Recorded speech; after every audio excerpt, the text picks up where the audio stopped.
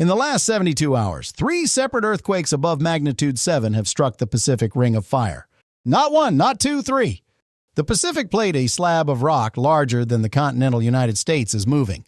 Right now, as you're watching this. And on the exact same day as the third earthquake, Earth received a signal from 24,000 light-years away.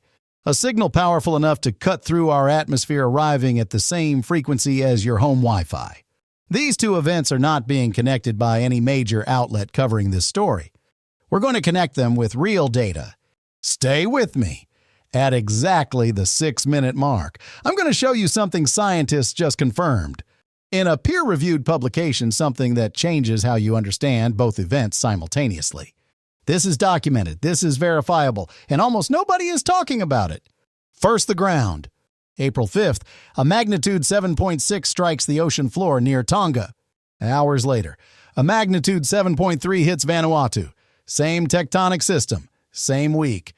Then April 6th, a magnitude 7.8 erupts in the Maluku region of Indonesia. That is the energy equivalent of detonating several hundred nuclear bombs simultaneously underground. USGS later downgraded it to 7.4. We're going to talk about why that number still matters. But first, here is what most coverage is completely missing. These 3 earthquakes are not isolated incidents. They all sit on the same tectonic highway, the Pacific Ring of Fire. A horseshoe-shaped belt of fault lines and volcanoes encircling the entire Pacific Ocean. It generates 90% of the world's earthquakes, and right now it is firing in 3 locations at once.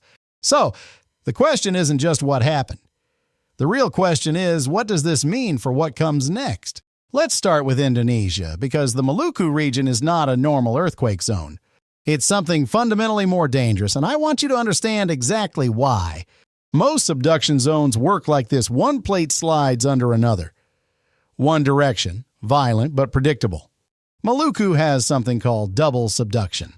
The Maluku Sea Plate is being compressed downward. From both sides simultaneously, one of the rarest tectonic configurations anywhere on Earth. Picture it: a section of crust being squeezed from the left and right at the same time until it buckles and breaks. That rupture happened at a depth of 22 miles beneath the surface. 22 miles, that is shallow territory, and shallow is dangerous. For reference, the 2004 Indian Ocean earthquake that killed 230,000 people struck at just 18 miles deep. When a rupture is this close to the surface, seismic energy doesn't have enough rock to absorb it. It hits the surface hard, every coastline, every island, every structure above it. Now the downgrade. When USGS revised this from 7.8 to 7.4, some people exhaled. That would be a mistake. The Richter scale is not linear. Each full point represents 32 times more energy released. A magnitude 7.4 still releases approximately 8 times the total energy of the Hiroshima bomb per second. The downgrade changes the math slightly. It does not change the danger significantly. At 320, the exact mechanism linking all 3 earthquakes, it's not what most people assume. Also, at that point, why the system may not stop at 3. Here it is at 320, the link connecting Tonga, Vanuatu, and Indonesia. They are not in a straight line. They are hundreds of miles apart. But they are all responding to the same driving force stress distribution across the Pacific Plate. Think of the Pacific Plate as a massive cracked windshield under constant pressure from every direction. When stress releases at one point, it doesn't disappear, it redistributes, it travels through the system. Seismic waves move through Earth's crust at 3 to 5 miles per second after a major event. Those waves reach fault lines that are already under strain, already at the edge of their breaking threshold. And if the timing is right, that additional stress is enough to push them over. Scientists call this dynamic stress triggering. Researchers won't say quake A directly caused quake B. But what they do say is this: when you see 3 major events this close together across the same system, the Pacific Plate is actively unloading stress at scale. And when a system this massive unloads, history shows it rarely stops at 3. Which fault zones in North America should you be watching? I'll give you that specific breakdown in 2 minutes.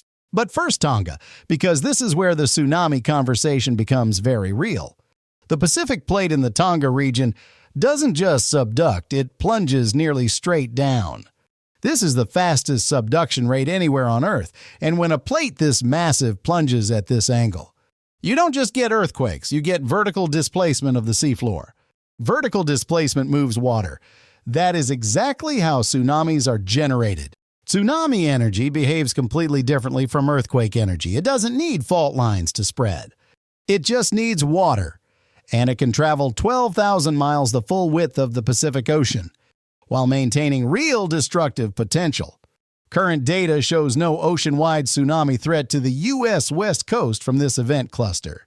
But for the coastlines of Papua New Guinea, the Solomon Islands, and eastern Indonesia, these are populated coastlines where a localized tsunami arrives in 10 to 15 minutes after a seafloor event. Not hours, minutes. There is no time for official warning to reach everyone. Aftershocks are confirming the system is still active, a magnitude 5.5 logged, followed immediately by a 5.4. The sequence has not ended. Now set the ground aside for a moment, because something else happened on April 6th. Something that has been completely ignored by every major outlet covering these earthquakes. And when you hear it, you'll understand why it changes the picture of everything we just covered. This is the moment I promised you at the very start. Exactly 6 minutes in, here it is. On the same calendar day as the Indonesia earthquake, April 6th, 2026.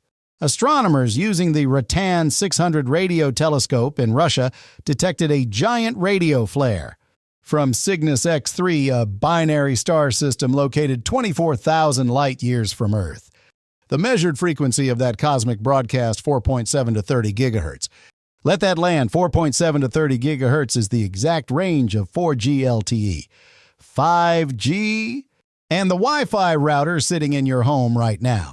This is not metaphor. This is not analogy. This is documented, measured physics.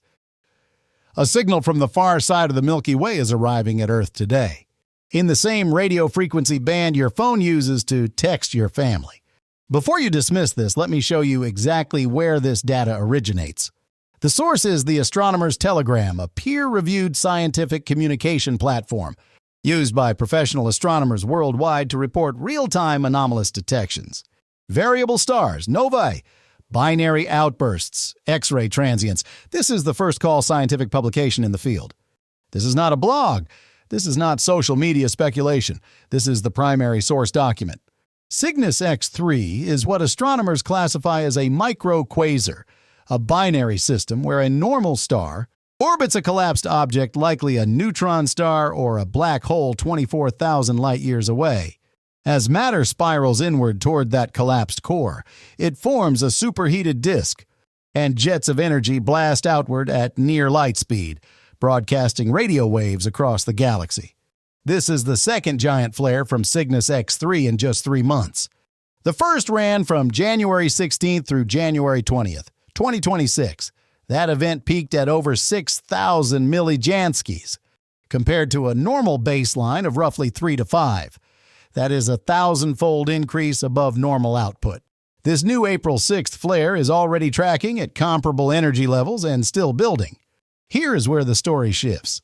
Because during that January flare, researchers monitoring Earth's Schumann resonances recorded a highly anomalous signal that had not been observed in years prior. The overlap between the Cygnus X-3 flare and the Schumann anomaly was not approximate. It was exact. You may not be familiar with Schumann resonances. Let me take 90 seconds to explain them. Because this is the bridge between the ground shaking below and the signal arriving above. Between Earth's surface and the ionosphere, the electrically charged atmospheric layer 60 miles up, there is a cavity, a resonant electromagnetic space, and that space hums. This cavity resonates at extremely low frequencies, driven primarily by the roughly 100 lightning strikes occurring around the planet every single second. The primary resonance 7.83 hertz. Scientists call this Earth's electromagnetic heartbeat. Here's the part that changes how you think about. This 7.83 hertz is almost exactly identical to the frequency of human alpha brainwaves, the pattern your brain produces during calm, focused thought. When the Schumann resonance is disturbed, when something external alters that electromagnetic cavity, that disturbance propagates at the speed of light around the entire circumference of the planet. And people around the world independently, without contact, report the same set of physical responses disrupted sleep, unexplained anxiety, pressure behind the eyes, vivid or disturbing dreams, and a persistent low-grade sensation that something is about to change. Have you experienced any of that this week? You are not imagining it. And you are not alone. In January, when Cygnus X-3 flared at gigahertz frequencies, those radio waves struck the ionosphere, slightly compressing its geometry, altering the resonant cavity that surrounds the Earth like an electromagnetic shell. The Schumann monitoring station in Tomsk, Russia, one of the key global observatories for this frequency, recorded a sustained anomaly in the 7.83 Hz band that lasted for the full duration of the flare. Simultaneous, not delayed, not approximate, simultaneous. We are at the midpoint of this video. Do not skip the next section. What follows is the specific, actionable information: who is at risk, what to monitor, and what to do. First, let's be precise about what we know versus what remains an open scientific question. What we know: the Cygnus X-3 flare is real, published, documented, independent confirmation exists. The Schumann anomaly in January is real, measured, recorded, cross-referenced across observatories. The simultaneous timing of both events in January is confirmed by the published data. What remains open: the precise physical mechanism by which a faint cosmic signal, traveling 24,000 light-years, influences Earth's electromagnetic cavity. Here's the honest physics by the time that signal arrives at Earth. It is extraordinarily faint. The measured flux is roughly 6 Janskys. Your home Wi-Fi router produces billions of times more. Electromagnetic power at your own device. So how does something that faint affect a planetary system? The answer is sensitivity. The ionosphere is a highly responsive system. It does not require massive energy to alter its resonance. Think of it like a tuning fork. You don't need to strike it hard to change its frequency. You need to hit it at precisely the right resonant frequency at exactly the right moment. Cygnus X-3 is broadcasting at 4.7 to 30 gigahertz, a range that interacts with ionospheric structure in ways that researchers are actively investigating with each new flare event. And right now, this new April flare is still building. Rotan 600 data shows increasing flux. The research team assesses a high probability of continued increases over the next 4 to 7 days, which means if there is a measurable Schumann effect, we may be seeing only the beginning of it.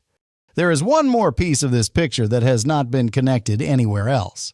On February 20th, Saturn and Neptune reached their great conjunction, the closest they've appeared together in the sky since 1952, a 74-year astronomical event. 2 days later, February 22nd, Cygnus X-3 produced a smaller radio flare. Exactly 44 days after that, April 6th, the giant flare arrives, the same day as the third major earthquake in a 72-hour Pacific cluster. Does planetary alignment cause stellar flares or earthquakes? No current science supports that mechanism directly. But the relationship between gravitational dynamics, space weather, and tectonic stress loading is a legitimate and growing area of active geophysical research. Patterns don't constitute proof, but they are exactly where serious investigation begins. Now let's get specific about what this means for people in the United States. Here is your step-by-step breakdown of the fault zones that matter right now. Number 1, and this one should be on your radar if you live in the Pacific Northwest, the Cascadia Subduction Zone, running from Northern California through Oregon, Washington, and into British Columbia. This fault produced its last major rupture on January 26, 1700. That is 325 years of accumulated tectonic stress with zero release. Geologists estimate the overdue Cascadia megathrust event could reach magnitude 8 to 9 or larger. When it happens, and researchers use when, not if, the effects will be felt from Sacramento to Seattle. Does this week's Indonesia earthquake trigger Cascadia? There is no scientific basis for that claim. But this Pacific cluster is the sharpest reminder possible the system driving Cascadia is active, global, and ongoing. Number 2, Japan. Every major release along the Tonga, Indonesia arc sends seismic energy through the Pacific.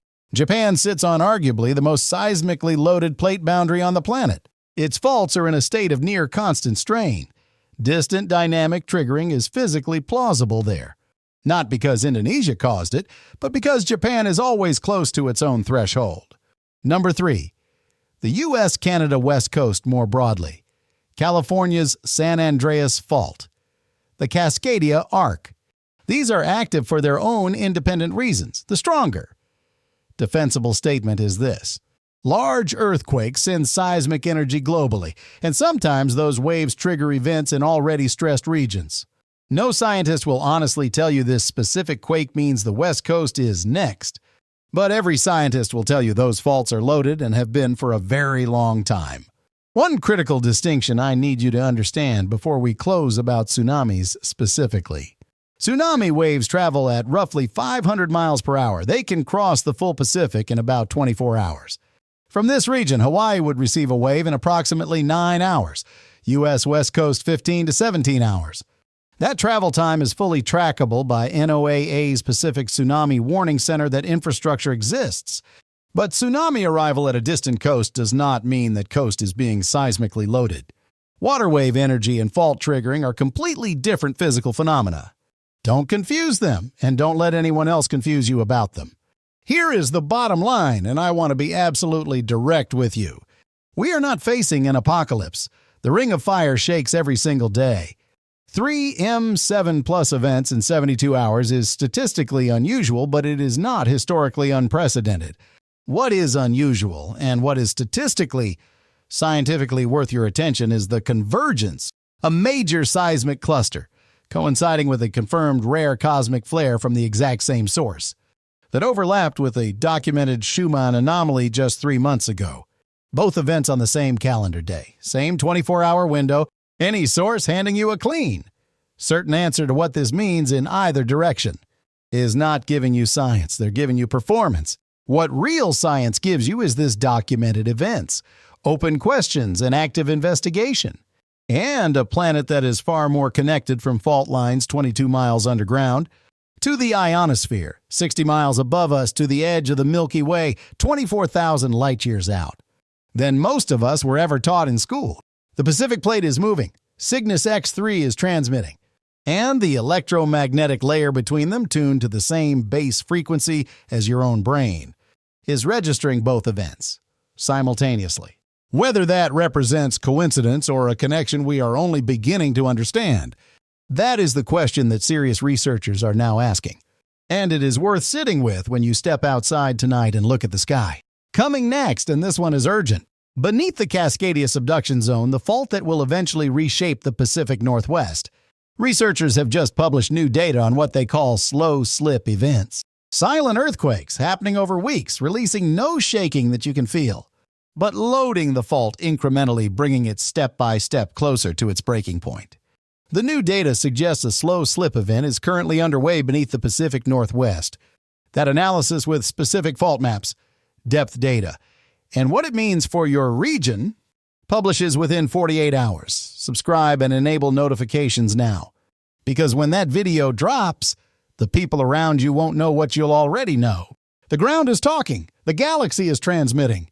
The only question is whether you are paying attention.